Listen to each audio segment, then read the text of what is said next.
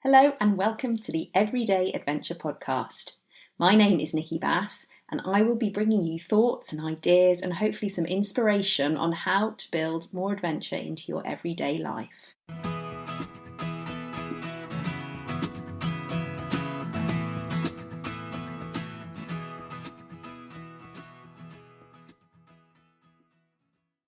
So I am really excited today to welcome Dani French to the show, who I have crossed paths with back and forward probably for the last 20 years. We've gone from University Ski and Snowboard Club. I'm saying 20 years, it might be more than that. University Ski and Snowboard Club. We then both, I think, did winter seasons with Mark Warner. We've both joined the army. We both did army snowboarding, but at separate times. And I think we finished it off with a tour of Afghanistan about 10 years ago. But actually, it was when Dani was brave enough to be one of my guinea pigs on my first ever resilience and adventure retreat that I really got to know her. And it was such a shame because I was thinking, actually, it would have been lovely to know her this well all those years ago. But it has been such a delight. And ever since then, she has continued to amaze and inspire me with all of her adventures that she's taken on. And these include swimming 6 kilometers up a river, cycling for 100K, I think, or 100 miles over 2 nights. There is so much that Dani does, it's really hard to sum it all up in one sentence. So I'm going to let her explain more about what she's been doing and all the adventures she's been on. But to give you a bit of context, Dani is a physics teacher. She's a former Royal Engineer and she's the mum to 2 young children. So she's fitting all of these adventures in around an incredibly busy life. And how she does it, I really don't know. But we will find out more as we go through. So it's brilliant to have you here, Dani. Welcome so much to the show. My first question really is, what inspires you to do all of these adventures? Can you give us a little bit of background to it? Okay, so I've always been really quite adventurous with my background and growing up and having a dad and mum who were both military and very into outdoor lifestyle. So it was kind of the status quo. It's what we always did. And then had the army lifestyle and was just doing it generally as part of my life. But after I left the army and started to have children, I got a hip problem and I had to have hip surgery, which was very young to have hip surgery, and I was living in San Francisco having no support network with a young child, and it was just a really bad time for me, and I kind of had to reassess everything, and I started to do swimming as rehab, and I couldn't swim more than about 2 lengths, just enough to pass any test. That's the amount that I could do. It was always like that drowning feeling where I was like just had to get to the end and try and hide how terrified I was basically, but enough to just get me through. So all the things I like doing, I kind of had to put on hold while I, rehabbed myself back. And I can remember doing 2 lengths and thinking that was it. And then somehow I got to 10 lengths. And then somehow on my 37th birthday, I managed to do 37 lengths. And I want to say that the pool that I was doing it in was about 8 meters long. So it was a really, really tiny pool. And I had to do it at 6:30 in the morning before my husband left for work. I had childcare because he was working long hours. And then gradually I kind of just got back into being fit again. And there was this massive light bulb moment that I was able to swim. And it was always this thing that I thought I couldn't swim. And I thought it was something that other people did. And I must have had heavy bones or something. But, in your late 30s to be able to learn something like that and go from not doing 2 lengths to being able to swim 2 miles, which I think I did on my last day that I lived out there. It was just such a unbelievable boost to my self-esteem and what could I achieve next. And I came back to England and I was feeling a bit uncertain. I had to get a new job. And I kind of realised that when I'd been injured, I was a facilitator to other people's adventures. I was kind of saying, that would be great. And I'd be like, I'll get the kit ready. You take the boys. Or what about if you did that? Or, I wanted to do adventure, but I was more kind of in the background and I was living through other people's adventures. And then I was like, this is ridiculous. And I started giving myself other types of challenges and goals when I hadn't been well enough to do them myself. And it was things like weaning myself off Facebook because I'm aware that was kind of dripping into my life too much, or I changed my diet. So I came off sugar, and anyone that knows me from before, I was definitely the red Coke and the white chocolate kind of girl. I would, had no concept of my diet really. And so did those kind of challenges and started to realize that actually I could change. And I'd kind of thought I was this set in stone, that from 20, that was my peak and it was just this slide downwards. And then I realized that no, that was absolutely, not the case. And all these little challenges that weren't physical, but were kind of mental and I suppose lifestyle choices just made me realize what else I could do. And I came back onto Facebook after about a month of being off. And the first thing I saw was this invitation to be a guinea pig for a certain resilience weekend. And I was just like, I was ready for it. And I basically just said, count me in. Don't know when, don't know where, don't know how much, I'm doing it. And it definitely, without a shadow of doubt, has been the catalyst for literally everything I've done since. So somebody called Nikki looked after me that weekend. She let me have a full night's sleep, which was something I hadn't had for a long time. They gave me the bedroom on my own, and it was bliss. And I mean, the thing I was so worried about before that was actually speaking, and the physical challenges didn't really worry me that weekend. And it's so funny that now, full circle, I'm so happy to talk about literally anything. I have no shame. I'm not worried. I could tell you anything because, you know, I realized that actually shining a light on things that we find challenging actually just makes you really, not worried about it anymore, I suppose. So it was your fault. Is that okay? That's fine. That's possibly the one thing I am happy to take responsibility for. But I think what's been so amazing is how you've so leapfrogged everything else that was, you know, you've taken that and just run with it so much and done so many incredible things since then.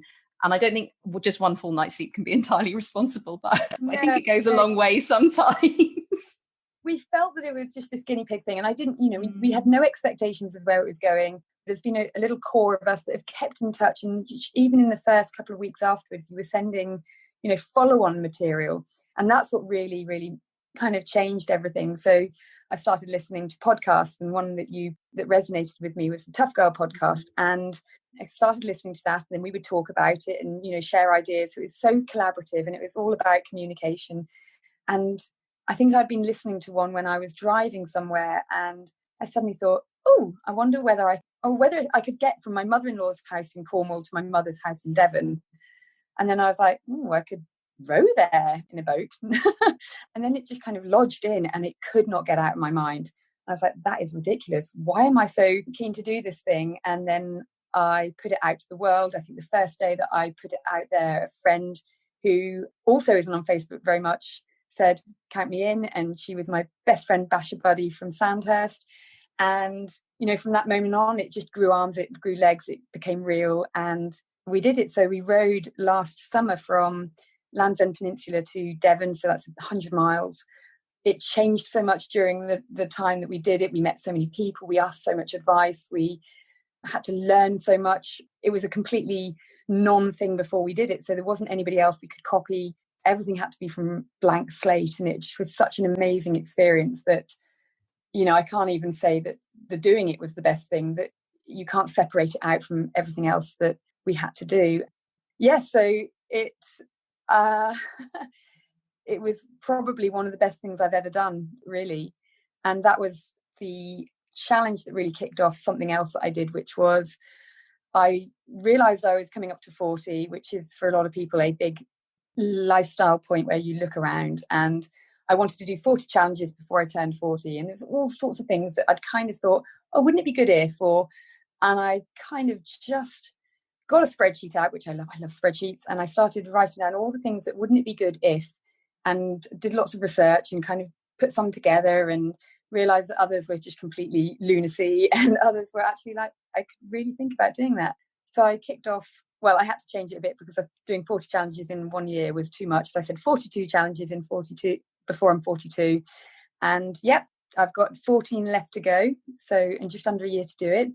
Corona has changed quite a few of them. And I think, you know, the current climate where you look at how privileged you are, and some of them on the list were like, well, that is just not a real challenge. And so I am adapting some of them. But things like the latest one is I'm learning to do wheelies on my mountain bike. So, you know, that's something that literally Wow. Taking up loads of time, but really, really fun. And the boys are out on their bikes. So, and while they're on their bikes, I'm on my bike too, because I want to be able to be with them, not watch them. I want to be on my bike. I want to be doing the monkey bars. I want to be swinging off the swing, swimming with them, you know, all that stuff. So there we are. No, and that's such a wonderful motivation as well, because I know that's something certainly that's resonated a lot with a lot of women I speak to, that often when they have children, and I think sometimes it's about risk and about, you know, wanting to protect children as well, but I think also it's about, you know, as we get older, naturally we start to lose confidence in what our bodies can do. often we might find ourselves on the sidelines watching our children doing the front flips or doing the wheelies or whatever it happens to be. Yeah. Sometimes that's a good place to be. But like you said, it's also going, well, maybe I can be that person too, and I can be doing it alongside them and with them and learning something new at the same time. And so I guess I'm also wondering, out of all the sort of challenges you've taken on, not necessarily which has been the biggest challenge, but what has been the most challenging aspect of trying to either fit in so many different challenges or just in pursuing this sort of path, I guess? Well, I think it's the converse. It hasn't been. The moment I've opened this up, I have this spreadsheet and I kind of glance over it once or twice, and it gives me a little bit of direction. And you realize how much time you waste on unimportant things. And that time has been replaced with stuff that actually is meaningful to me and gives me the energy and the impetus to do the other stuff. There's so many divergences that I found, that it's ridiculous. I even enjoyed doing the washing up now. And that's such a massive, it's on the other end of the spectrum of like throwing myself off cliffs and all the other adventure stuff. It's just really opened up my life to enjoying every part of it. Nearly every part of it. I won't be too wide about it, but we have one glorious life, and I was unlucky that my father died very young in both his life and my life, but in a way that has really made me realize that I'm not waiting for retirement to do the things I want to do. I'm not waiting to get permission or acceptance from other people. I am doing it right now because you don't know. You just don't know, and it's got to be, meaningful now, not on hold. No, absolutely. And I think, that can extend it. I suppose it's that thing of how much further than the actual adventures themselves, what you get from them extends, actually, like you're saying, it's reaching out into every other aspect of your life and providing, I suppose, those little pockets of joy, those little moments where you just go, yeah, I'm doing this and I'm still doing this. And it almost, I sometimes find where you sort of almost suspended above yourself going, look, I'm doing this. This is amazing. Yeah. So I suppose on that basis, I mean, is there one adventure that has particularly stuck out for you? You just go, you know what, if I hadn't had the opportunity to do all of the other things, that's the one I feel I really want to hang on to. That's the one that made the biggest difference. Probably the row, but equally the swimming unlocked so much, going from things that you think is just completely not you. Big swim I did on my 40th birthday last year, which I had to actually do the day later because the weather was horrendous. But where I live in South Devon, there's a rock called the Mewstone, and I've seen it my entire life. It's at the mouth of the entrance of the river. You can spot it from Plymouth, you can spot it from Salcombe, well, pretty much. And it's at such a focal point, but I couldn't even row there, like nobody, very few people actually went there. I hadn't heard of anybody that swam there. And I was like, I'm going to swim there. And yeah, I made an expedition. I got my mum out on a kayak, my brother out on a boat for my safety. I got a couple of friends, one who swam with me, and she said at like the 50 meters in, she said, doesn't matter, I've never swum in the ocean, in the sea before. I was like, no, this is brilliant. Like it really brought lots of people together. And that locality of it, that every time I'm home, I see the Mewstone, which was so far away that I couldn't even row to it back then. I swam there. And so, when you're having a bad day or anything like that, my house is actually called Mewstone. We built a house in Sussex, and the way that the shape of the roof is, it looks like the Mewstone. So even when I write my name of my address, I'm like, I swam there. And it just makes you realize that there's so much more that you can do that you didn't think you could. Yeah, no, amazing. Yeah. I want to go back, if it's all right with you, to the point you made, I think it was near the beginning, when you were talking about coming on the retreat and actually the things that scared you more than the physical adventure, which for you wasn't such a huge challenge. But the thing that was sort of lodged in your mind was that thing of speaking out or feeling that you had to sort of share something about yourselves. Because part of the treat, just for context, is coaching, is thinking about actually what does this mean in my wider life. This podcast is focused not just on the physical adventure, but actually what adventure really is, about that thing of doing something new that challenges and scares you. How did you find that sort of, in a way, freeing up that part of yourself or being able to feel that you're able to speak more openly? How's that expanded more widely? And how do you think that's related to the physical adventures that you've been doing? Yeah, I was petrified, wasn't I? I wrote to you in advance and said, do I really have to talk about it? And you were like, no. You were so kind of encouraging and telling me that, whatever steps you were able to take was absolutely fine. And And now I'm in a space with relationships that make me feel so valued, and actually there's nothing I don't feel I can talk about anymore. Nothing too big, too small. It's doing the things that you would require of other people, you know, like you can't expect other people to do certain things if you're not going to do them yourself. And I find that actually sometimes the emotional challenges and adventures are possibly, I can throw myself off anything really, you know, but actually putting yourself out there, saying to the world, do you know what? Yes, I was bullied, or yes, I have psoriasis, or yes, I have these things that you don't necessarily see and that I'm battling with, but I'm actually going to share it, because actually I'm saying the psoriasis one because my wonderful friend just put a very brave, courageous post on about exactly, you know, like the more we try and hide things away because we're ashamed of them, the more that they make us suffer, nobody else, you know. So, you know, I'm really willing to talk about literally anything now, because I know that it may help somebody else, but it's definitely helped me. Just knowing that I've got nothing to be ashamed of. I am enough. I am.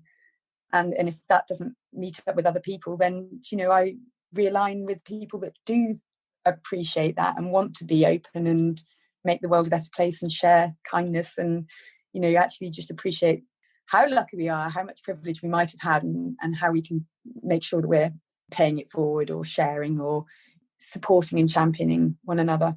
No, it is. And I'm very conscious that was quite a difficult and wide-ranging question I threw at you. But I think it is that, because sometimes it is about how we feel about putting ourselves out there. And there's some things that I think we feel safer with. I think there was a recent question I saw that was, you know, can anybody recommend some small adventures to go on? And my response was, well, it sort of depends what you feel challenged by as to what the adventure is. And for someone, like you said, jumping off a rock is nothing. For someone, it's the hugest adventure they'll ever have, and it will change their life.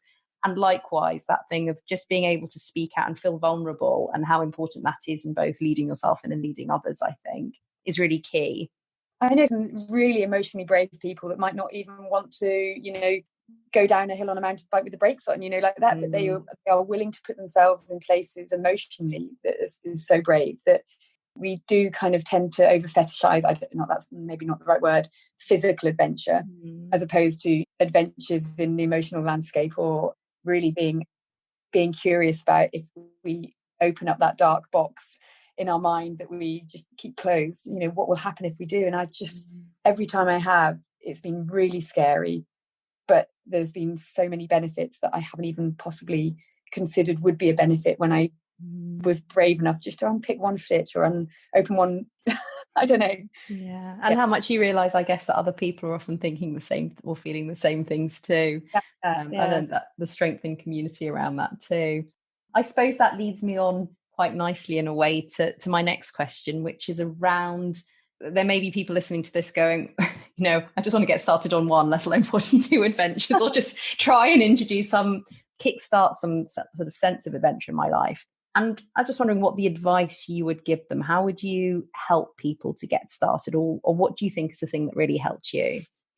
Well, it really helps to have somebody that's a catalyst, that, you know, is willing to, when they listen to you, don't immediately say, well, that's ridiculous, or not you, you're not that kind of person. So you've got to have a couple of people around you that are going to, you know, listen to your silly ideas and encourage you. That's the first. And then the other one, the one that really is just making the smaller adventures relevant, and they do lead on to bigger ones. So, for example, it was like linking the two places that I love going to, my mother-in-law's and my mother's. You know, how can I link them? If you were to stand outside your house and look around, is there a hill that you've always seen but never gone to? Is there a bush that you'd like to camp underneath? Or is there, you know, and then once you've done that, however big or small it is, when you're going about your daily life, you can see it and you can go, I got there. So from there, where can I next get to? So yeah, I was feeling really miserable about something at Christmas, and the room I was sitting in, it had a map of England, and I looked up and I just went, oh my God, I've rode across the whole section of that. And that was just like, okay, stop feeling miserable, go and have a cup of tea, shake, move around a bit. And it just gives you those little motivations, but each one leads maybe to another one. Who knows? Or maybe it doesn't. And if it doesn't, it's brilliant in itself. Absolutely. No, that's one. And I think that's, it really taps into the heart of why I do think adventure is such an important part of resilience, because it forms that basis, that sort of core of where you go back to when you are feeling low, going, you know what, I managed this, maybe that I can manage that too. So Dani, you've still got 14 adventures to go, so you'll have to come back in a year and a half's time and tell me how it all went. But in the meantime, where can people go to find out more about your adventures and what you're up to? I have a website, which was one of my challenges, was to start a blog. I had to find somewhere to put that blog, and I ended up starting a website for it. And that's kind of where I keep things, and I make myself accountable there because I talk about what I get up to. And it's got quite a lot of information about me without actually realizing it's about me. So it is called www.peerpossible.com. And it's all about that you can do literally anything with determination, support and inspiration. And it's not being pressured into things, it's seeing your peers and saying, they did that, I wonder if I can too. And seeing all the little steps that get you there. And so that's what that's about. And I witter on there about things sporadically because life is quite busy.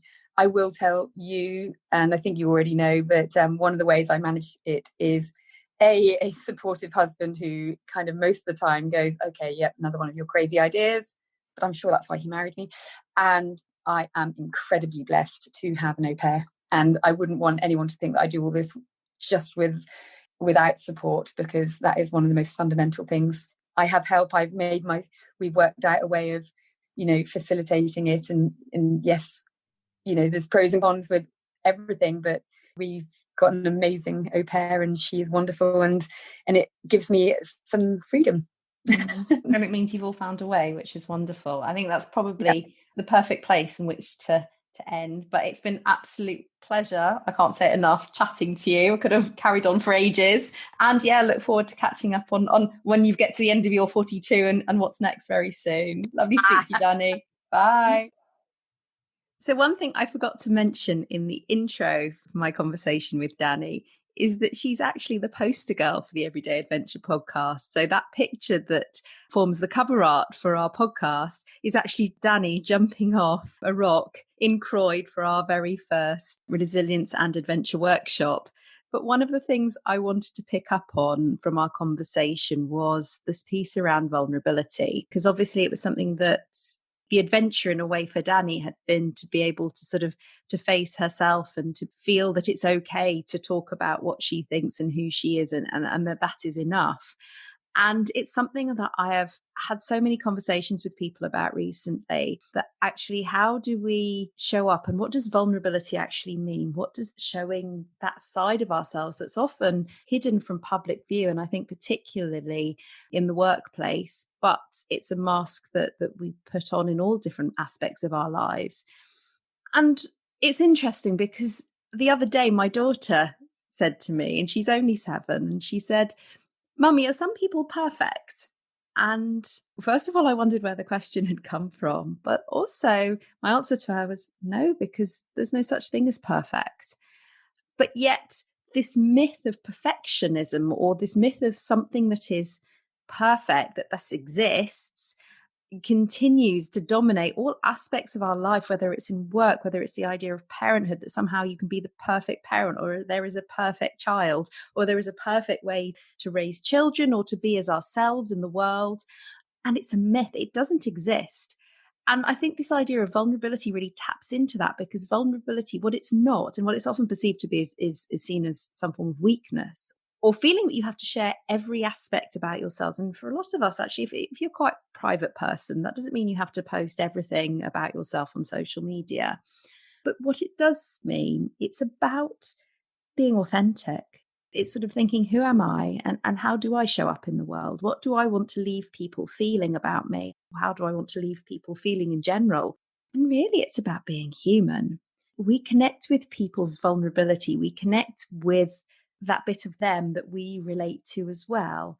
When we hear of people's great achievements, it's amazing to hear. And, there are some incredible things that people have done, and it's wonderful, but we don't necessarily connect with that bit of them. But when we want to find out more, it's normally because they've connected with something at an emotional level, at a human level about us. And so if we can feel brave enough to say, I am enough as I am, and bring that out in whatever way that we feel is possible, actually it makes us feel braver, not weaker, not less capable, but more capable, because actually we're going, you know what, I can do this regardless or alongside all of the flaws and imperfections, because actually that's what makes me who I am. So I'd just like to leave you with those thoughts for this week. I could talk about this idea of vulnerability for hours. I'd love to know your thoughts on this. As always, please feel free to reach out to me. I'm on Resilience at Work on Instagram. I'm in the Everyday Adventure Club on Facebook. Feel free to DM, get in touch. I'd love to know what you think.